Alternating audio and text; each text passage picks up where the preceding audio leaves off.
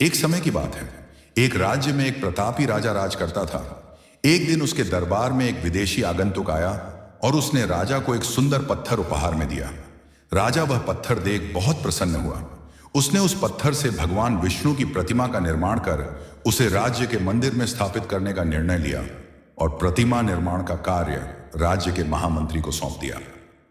महामंत्री गांव के सर्वश्रेष्ठ मूर्तिकार के पास गया और उसे वह पत्थर देते हुए बोला, महाराज, मंदिर में भगवान विष्णु की प्रतिमा स्थापित करना चाहते हैं। 7 दिवस के भीतर इस पत्थर से भगवान विष्णु की प्रतिमा तैयार कर राजमहल पहुंचा देना।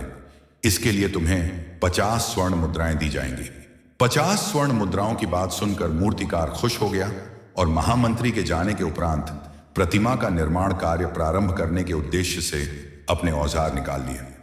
अपने औजारों में से उसने एक हथौड़ा लिया और पत्थर तोड़ने के लिए उस पर हथौड़े से वार करने लगा, किंतु पत्थर जस का तस रहा।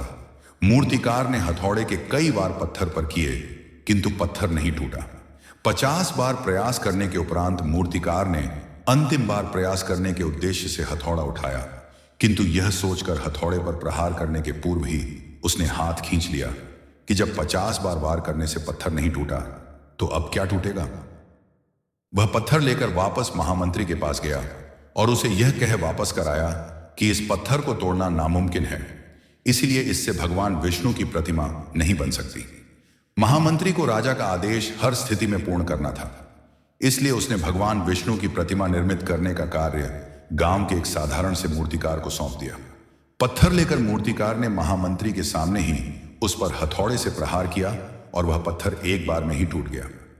इधर महामंत्री सोचने लगा कि काश पहले मूर्तिकार ने एक अंतिम प्रयास और किया होता तो सफल हो गया होता और 50 स्वर्ण मुद्राओं का हकदार बनता।